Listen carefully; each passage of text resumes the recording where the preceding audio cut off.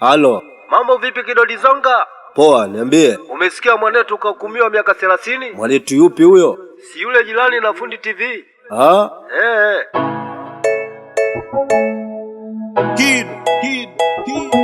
Mwanetu ilikuwa vipi paka ukabaka, wakati maadanga wamejaa kila kona? Hata fungwe vipi hautasaulika, na wananchi wa Mtunda bado na hasira. Umembaka Bikizee mwenye miaka tele, umemlawiti Bikizee mwenye mvi tele, umemudia Bikizee pesa zake zote. Mwanetu tuseme laana ama ni pombe? Baada ya kufanya hivyo nasikia ulikamatwa na kijiji wenye hasira, wakakuponda nusu ya kufa. Serikali iliingilia kati, wakakunyaka, mahakamani ukapelekwa, hatimaye ukahukumiwa miaka 30 jela kwa kesi ya kubaka, bado ya kulawiti pamoja na kuua.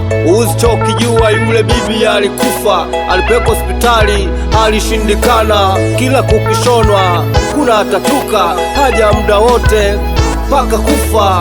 Inna lillahi wa inna ilaihi rajiun.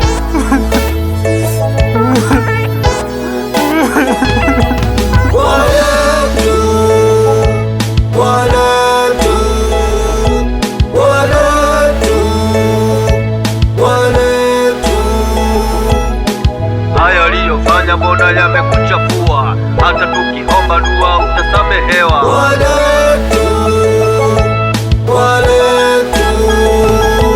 Mwanetu ulichokifanya kijawahi kutokea, umeandika historia hapa Rufiji kwa Mchengerwa. Vijana wamebolonga lakini wewe ni noma. Nyumbani umeacha mke, watu wamekupokea. Nyumbani umeacha nyumba, watu kodi wanajilia. Nyumbani umeacha binti, watu wamepita naye. Jiandae kuitwa babu na utunge na jina lake. Jana niliongea na mjomba tufanye mpango kukutoa, akasema tumeshachelewa tayari umehukumiwa. Alafu kuna shuhuda ameleta umbea, eti uko jela huwa unajamba jamba.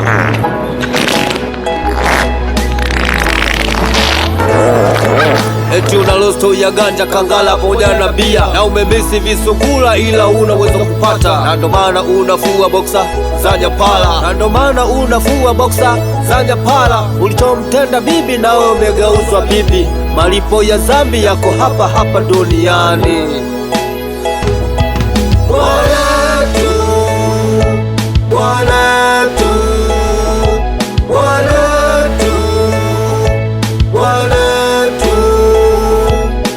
Haya aliyofanya mbona yamekuchafua, hata tukiomba dua utasamehewa.